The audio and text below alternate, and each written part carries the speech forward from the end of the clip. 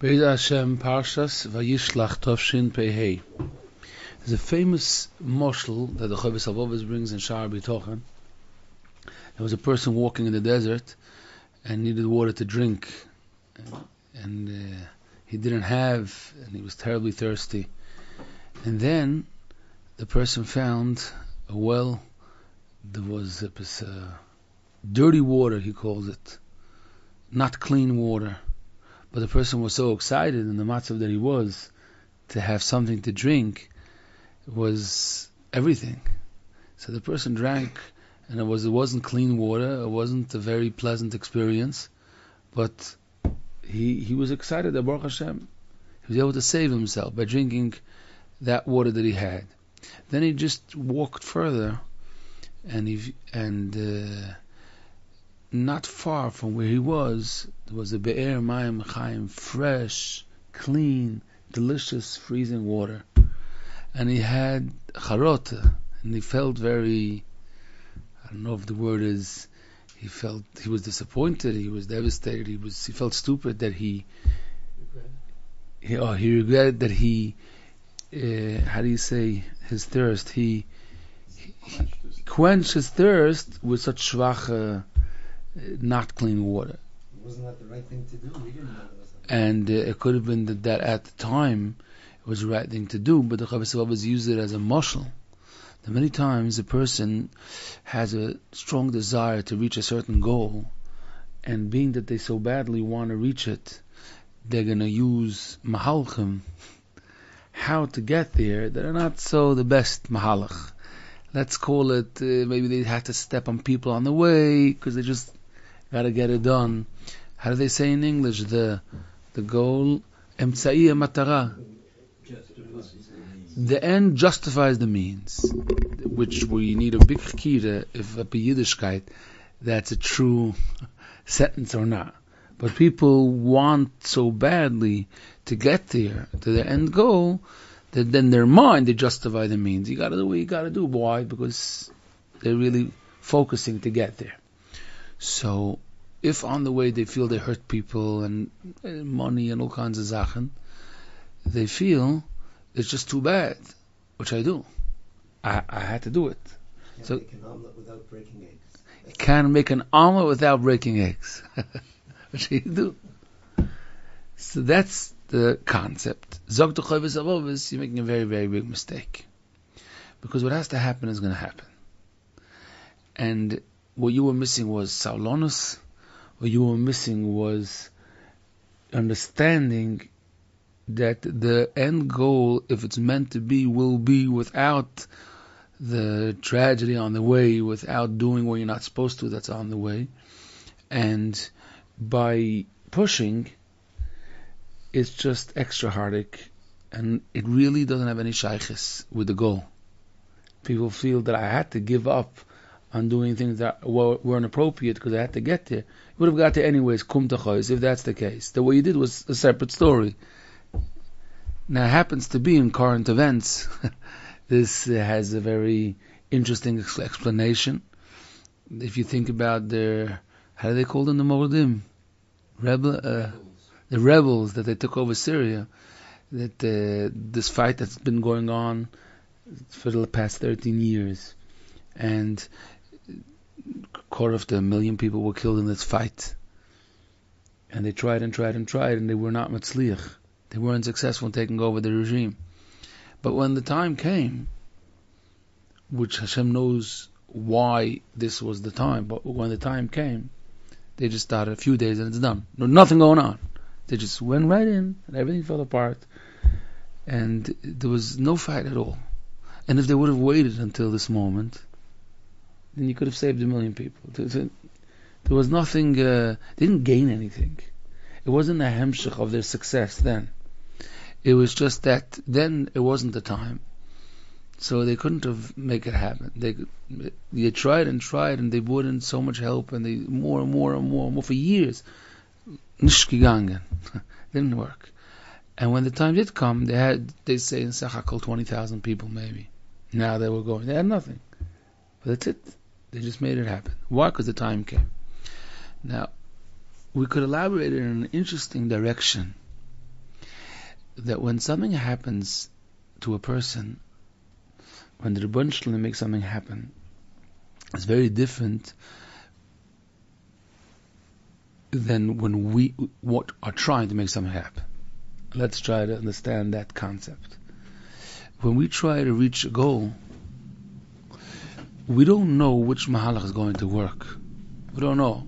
A guy tries to have parnosa. He's an innocent young man. He says, the truth, I don't care if I do this or that. I want to do something that I enjoy, that I know that I have kishrin. But I need it to get done. I want to have parnosa. Now, if I try strike one, but say this, strike two, strike three, ich weiß nicht which mahalach is going to work. And then, so the Eibush to help, and hopefully one mahalach and then works. Someone wants to help themselves emotionally, they go to a therapist, strike one, that therapist didn't work. I didn't connect, I didn't find common ground, I didn't feel anything, nothing happened. They try a second one, a third, sometimes they give up on the way, it's very painful, and so much time and energy and money that went down the drain, and they don't see anything moving. Because we are in the dark, groping, we're trying to figure out which mahalach is going to work. We don't know which mahalach is going to work. We try. Now, after the Eibusha helped and it happens, did we learn that, okay, this is the mahalach that's always going to work? I'm talking about this is the goal and this is the mahalach. Definitely not. Definitely not. Because next time around, when you try that mahalach, 0 results. Sometimes it could be in chinuch of children. Someone had a certain path, and it worked for one child. Doesn't mean it's going to work for the next child.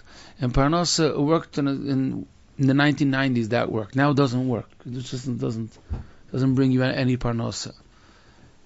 Constantly in all areas of our life, we know this musig that the mahalach you try, but in the end, the ikka is the goal. That's what happened. The mahalach that you used, it didn't have to be that gang. The Kedushas Levi from the Heilige Baditche Verov explains, the Gemara says in Masechtas Tainis, by Reb Chanina Mendoza, what was his daughter that lit choimetz, and she got all verloren. She said, how's this going to burn? She put in vinegar instead of oil. And Reb Chanina Mendoza said, Misha Omar l'Shemen v'yadlik, Yom l'choimetz v'yadlik. He told his daughter, what's the problem? You want light candles for Shabbos and you don't have oil. You put in instead vinegar. But does oil make sense that oil burns? And it's also the Rebbeinu Shalom. No reason for it. Don't be so. You could have a muna that the vinegar, and that's what happened. The vinegar would serve like oil, and the candles burn on it. Zog the Kedushas. This is the Gemara. Kedushas Levi explains that a person that's capable of seeing choimetz and shemen as exactly the same, a person that's capable of be'emes understanding the teva and nes, by Rebbeinu Shem, it's all the same.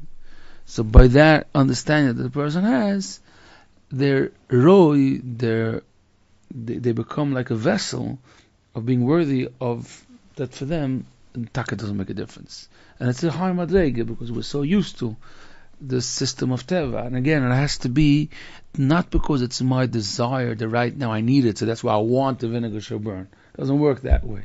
A lot of people try to make nisim and sgulas because I want so badly. It has to be not because I want. Because the person has a very strong fakir. Sometimes it's opposite of the person's will. Instead, the Rebbeinu Shalom, it makes no difference for him. And then, the Seder from Teva could bend towards how the Eibusha wants it to be. It doesn't have to be exactly in the box. That's when we're talking about our Hishtadlus. I'm bringing the Kedushas Levi as another example from a different angle to the Mitzvah, is that it doesn't make a difference what brings the end result. If it's this Hishtadlus or that Hishtadlus, this Mahalach, the other Mahalach, the Shemen, the Choimetz, we don't have a koich to do anything anyways.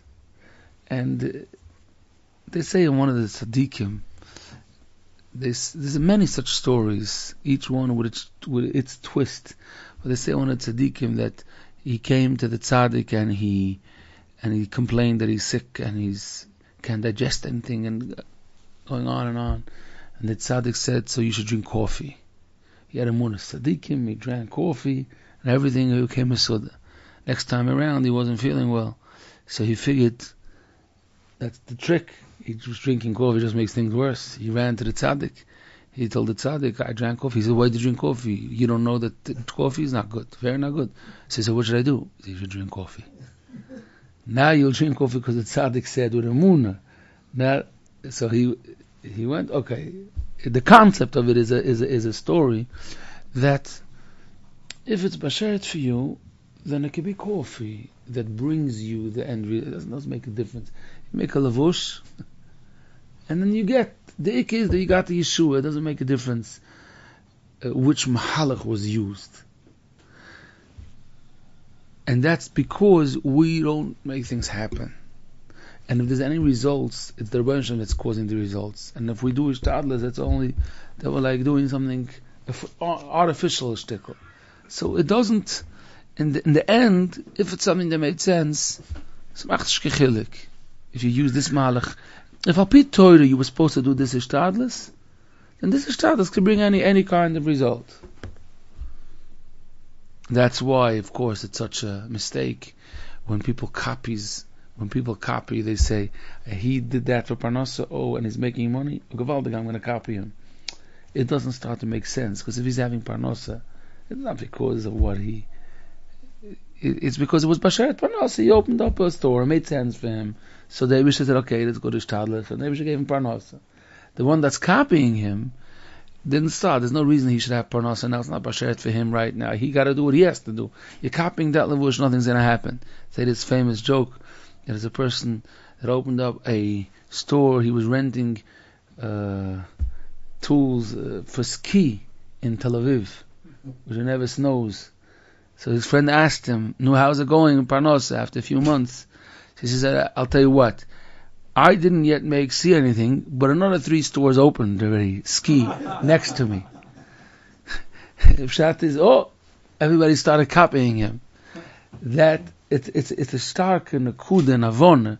If you think about it, if people get stuck on the mahalach, and it has nothing to do. The mahalach had nothing to do. It's more about if you did the right thing. But I can't have you do the right thing if you don't have the tools. With what?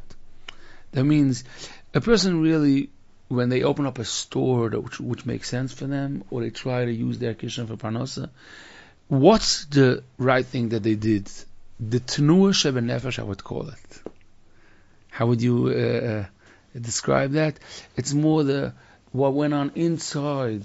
The fact that you were masking to get out of your bed in the morning early. The fact that you're trying to give your talent for the world. The fact that you were nizir and parnasa, whatever you did right.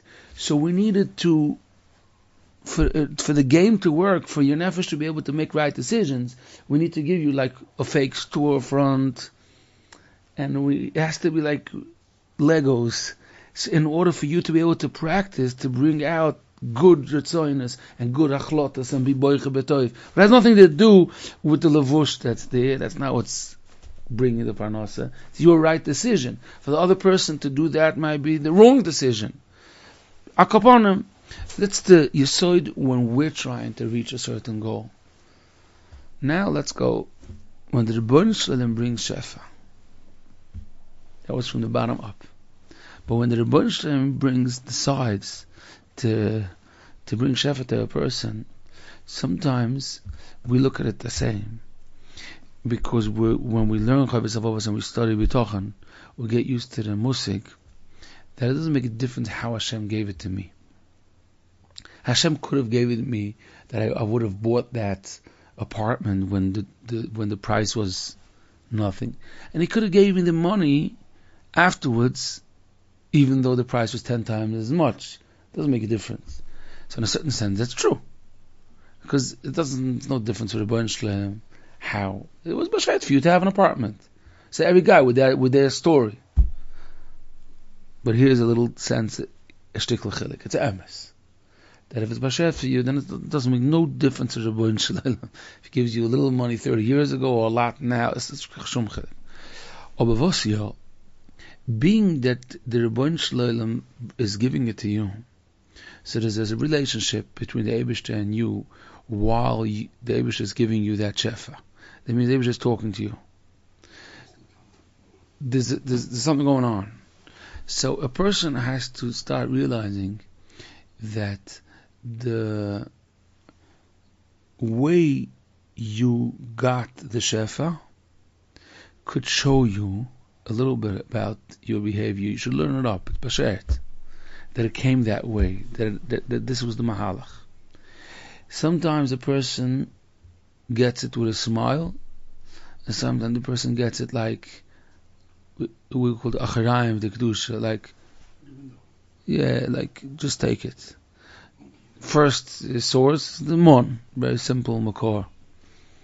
I gave it to you, but I didn't get it by your door. Sometimes a person that's like uncomfortable puts something down by the door and leaves. So you open the door, you just find it. They feel uncomfortable to knock, and it's like it'll be better. You'll just find it. So the Eibishter by the mon could give it by your door, could give it with a smile, could give it that it came with heartache. But it's more than that, and this is what's fascinating, and a person has to chap. There's a very interesting Zohar HaKodesh, and afterwards there's Ramchal and more Sfarim that explain very deep Kabbalistic concepts, but we'll try to talk about a tiny part of it, which is Negeya, the story that happened in Parshas Vayetze with Yaakov and Leah and Rachel. Yaakov wanted to marry Rachel. After working for years, it was just to find out the love pulled the trick on him, and it ended up being Leah. And okay, so now he worked again for Rachel. Zog the Zohar HaKodesh that both wives of Yaakov were Bashet. They were the Imois. Yaakov was supposed to be having two wives, Leah and Rachel. So why did it have to go this way? Why couldn't he marry Leah and marry Rachel? He wants Rachel, he's thinking about Rachel, he understands his nefesh, his neshama, knew that this is his zivug. That's his main zivug, Rachel. Only to find out the Lavan is a thief and a shakran and a liar and everything, to find out that, he married by mistake. He married Leah. Zog the Zohar HaKodesh, it had to be exactly that way. It means besides that Leah is supposed to be Basheret for Yaakov and also Rachel, there's another part of the story, which is the Leah has to come to Yaakov in a derech nistar, in a hidden way. That's her tachlis. This marriage has to have that tachlis, and that's why David already made it happen that way. So the Sfarim explain the Medrash, and it's all built on the Zohar, that Leah is misamel, symbolizes the deep shoyish of kedusha which a person has even when they're not doing what they're supposed to.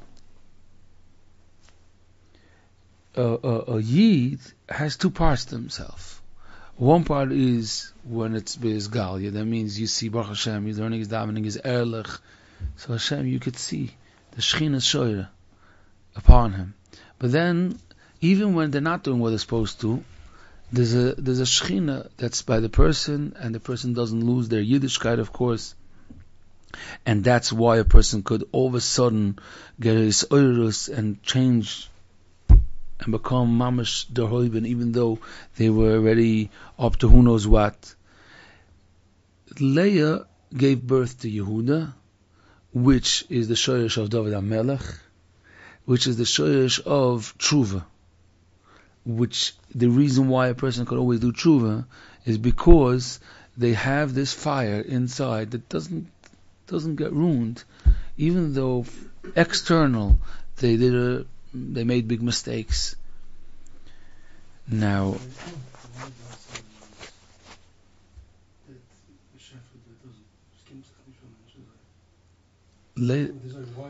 why does she symbolize this kind of shefa? Because Yaakov didn't know. Leah gave birth to this kind of neshama. Yeah, but she starts saying that. That because she is the mother, she is the aim, the shoyrish of these neshamas. So the way she gets to Yaakov is also in a hidden way, because she has to symbolize the hidden shaykhis that the Yid has with Rebbeinu Shalom. And when Mashiach is going to come, it's going to be revealed the shoyrish hakdusha that's in every Yid. Now, Yaakov wanted Rachel, and the reason for that is because she symbolizes the chelik hagolui, the part that you see from the kedusha from Yidden and their masken to be zechamos and nefesh. Yaakov held that he's supposed to give birth to Yud Beis Shvatim, and each and every one of them should be from the kedusha gluyah shel Yisrael. And the Rebbeinu Shalom knew that there's golus, and there's different stages and different tachlesim for Yiddish kinder, different goals, and that's why, no, it's supposed to be such Shvatim born out of Leah, and then it's supposed to be Shvatim that are the Toilodos of Rachel. And in order for those neshamas to come to the world and serve their purpose, so Leah has to marry Yaakov on such a mahalach, and that should create that the Zivuk should bring children that are in such a mahalach. This is in very, very short. But there's a massive limud, very, very stark limud, that a person sometimes understands, okay, it was Bashert. Not enough. It's more than that. When the Eibishter brings something to a person, this had to happen, this had to happen. It's also Bashert, the mahalach, how this happened. Now, we're not used to thinking like that. We think it was Bashet Agmas Nefesh. Okay? Lavan did that. It was Bashet. Imagine. It was so devastating. Yaakov Avinu, or Chama Kodesh explains, it was mamash to the core, the Kedusha of Yaakov Avinu, that something like that could have happened. But the Zohar Kodesh, it's not Stam, explains that the details of how it happened were exact. Try to get a little bit deeper psychologically into this musik. The biggest challenge, the deepest challenge that a person has, Aleph in Emunah B'tochen, and not only in the topic of Emunah B'tochen, but also challenges in a person's nefesh and a person's psychological state to be able to be happy and very calm, is having is fighting with people. When a person is in a conflict, a personal conflict, it's very, very hard for a person. But more than that, getting to the nakuda, when a person lies to you, when a person is boged, when a person is a traitor and taking you on a ride, and then blaming you, and then telling you that you're the one that's turning everything around against you after everything, it's very, very painful. It's mamash not possible without support, and it's a big, big, big nisayon, very, very big nisayon. And then the parsha, it's like the cherry on top of the cake, and then the parshas Vayet say, when Yaakov understands that if he's going to tell Lavan that he's leaving, then Lavan is not going to let him go with Rachel and Leah. He has no choice. And then he leaves, and then Lavan comes and says, "Hey, why'd you go? I would have sent you with music." Yeah, sure, I know. We know each other for 20 years. And more than that, he wants everything back. He wants all the nachos, he wants all the tzayin. And Yaakov explains to him that he married and he worked 7 years, and then another 7 years, and another 6 years. He explained to him a full-blown drasha, full color, why every detail that I have is 1000% oisgehalten, and you signed and everything. And I did 1,000 times more than I was supposed to. And Lavan's way of reacting after the whole drasha was, okay, habonois benoisai and their mind, that's unsigny. So the sachakol, let's just sum it off. So everything is mine. Okay, we got it. And the person got out of their mind. Mamish is like the story of borderline narcissistic. The whole thing in the parasha, in the posik, straightforward. If you, you have to have the last word, and it's like no shaykhs. I heard your whole drasha, and this is like Habonas b'noisi habona bona v'atzoin tzoini v'cholash ateroy lihu. And okay, so now we're going to make a bris. Okay, we're done. Now this is called hester shabbatay hester. This is called when a person it's so dark. Because I went back about not the emotional uproar. I don't mean that. I mean even in the Emunah B'tochen, it's the hardest thing for a person to believe that the Rebbeinu Shalom wanted it to be like that when it's someone that's doing it to you. It's the hardest level. That it's something happened, it's bashert. But there's a guy here that's mushchis, a guy here that's doing a avla. People that suffer from illnesses, it's much easier to accept it. Sure, a person that's suffering from illness, much easier, but M is not the same challenge. But a person that's suffering from someone, especially when it's constant, it's so hard. But M is hard, and it's Chavis al-Vobis and in Orach HaKadosh. It's the hardest level. Back to the Zohar Kodesh. It's fascinating that Yaakov had to go through that Nisayon. Yaakov went through this Nisayon for 20 years. He had to work along with his Shverezel Gesund sein.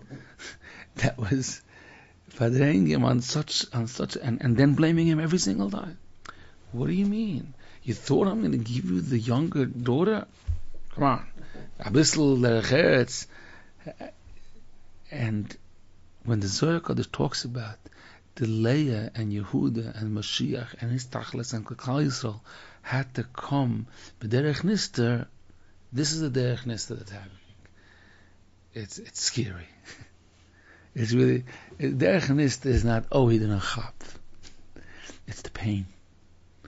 It's the choshech. Imagine, just we should understand, not everybody chaps. Parshas Chayes Sorrow, we spoke about Yitzchak finding a shidduch. Parshas Vayetze is Yitzchak finding a shidduch. Yaakov Avinu was told through Rivka and his father both send him to find a shidduch. I would imagine Yaakov asked his parent, just a drop of Reka, how did it work, your shidduch? He says, what do you mean? It's such a beautiful zach. Eliezer came. And he was by the Be'er. And he said, Rebbeinu Shalom, give me siyata de Shemaya. And I just came that second. It was so gorgeous. The nizamim and he says, okay, so I'm took his bag. He says, I'm going. Little did he know. Parshas Vayetze. He looks for shidduch. It's so complicated. It's his father. He did the same thing. Exact the same thing. He went to the same place to find the shidduch from the same family. And this was his Borach Haba. But the teretz is the teretz. When the Rebbeinu Shalom is taking a person on a journey, then the details of the journey, the stops in the middle, when the train, how does the guy call it? The Qatar, the conductor, when he calls out, and now we're on Marcy corner. Every stop, is a huge part of the story. Because Yaakov darf aufstellen Yud Beis Shvat. And that's why he has to have different types of children. Dr. Zohar HaKadosh. You have to have such children and then such children, because I need Mashiach. This is like, wow. Now, 1 second, I have Yosef HaTzadik for you also. You have Yud Beis Shvat. And in order for that to happen, I'm going to take you on a ride, over a ride. Then you're going to work in 7 years, and then you're going to find out, and then you're going to be so verloren. And then the Rebbeinu Shalom says, good job, perfect, gewaldig. And the Eibusha says, after 20 years, Yosef was born. Okay, Yaakov, great, ready to go home. He's not done at all. But now, it was set up. Okay, Leah already bring the Yehuda, and Rochel already has Yosef. So now he has the power against Esau, so the Medrash. This is Parashat Vayishlach. You're ready to fight Esav. Now you're ready to fight Esav. Now, fighting Esav also has little to do with him. It's Yaakov and Esav. In Parashat Vayishlach, Esav wants to let's talk, let's negotiate. And he says Esav wants half and half. He says, you know what? We'll split half and half, but not this way, the other way. You'll take Olam Hazeh. I gotta go a little bit slower. I have neshamas. The regular Elodah means all the neshamas have to come to this world before we go to Olam Haba. So maybe you just go to Seir. You take everything. You take the whole Olam Hazeh. I'll do with Olam Haba. If a person chaps adheichen advorim magiyim, that not only Agamas Nefesh or yes and no, yes parnasa, no parnasa, just also the mahalchim. The Eibusha took you through such a mahalach at Gat Agang, then a person has tools to take from the Torah to handle really painful matzavim. And it's like a shtickl chiddush. That means that sometimes, if we take the Zohar a bit further, sometimes a person has a child that was born in the middle of a crisis, or as a result, this way, that, the other way, they're embarrassed. They wouldn't want to be makasha because it reminds them. Zohar Kodesh says, "Ayin Sham." You can never know. You can never know. Sometimes people feel guilty their whole life because they feel that maybe the child has trauma, because had they caught today, they know that it's hereditary. Ad kedei kach, especially when the child is behiroyan, it's possible that it caused damage, trauma. Before the child was born, the child already had trauma. It's a fact. We don't know. We don't know, but even down to that, detailed things have cheshbonos. We never found that guilty conscience on things that you couldn't have known has any toyelis. It's just the opposite of emunah. Guilt is only something that builds. When it's like a bit of it that's like a smell, that you're like, you figure out what to do. Now that you sit and you carry it along, it's just sheker, and it's not because you have to be a machazik person that has guilt. No, it's just off, because the person is sure that they should have. Imagine Yaakov. I knew I should have told Lavan that I should have spoken clear. I should have making sure beforehand. It always is like that. The Eibush is running this world. It's always like that. So the person shouldn't think that journey is because they're Averis and they're bad, and otherwise if they were better they would have got to the goal. No. She said before we started saying that when a person gets a shefa, sometimes it comes through the front door, sometimes it comes through the back window. So now I was saying that the back window is not enough community. Right. It's important to emphasize that when we mentioned earlier when we went that when the Eibishter gives a shefa, it makes a difference how you got it. So first we started over like the mon. So the idea was like Hilu, it's the Eibishter talking to you, so you should know if it didn't go straight, it means you're the bad boy. So those are true. But be aware that's one type. Many parts of a person's life doesn't have to do that the reason why things had to go that way was because if a person would have done everything right, so what's going on is given. Talk about tzaddikim. The Shinivir had 5 zivugim, 5. Tzanzir are 4. Things have the Chassam Sofer we spoke about many times. The Chassam Sofer wrote that he took chizik for Nosson Adler. Nosson Adler had his only daughter, and he didn't. By the Torah, he shed a tear in the middle of the Haftorah once.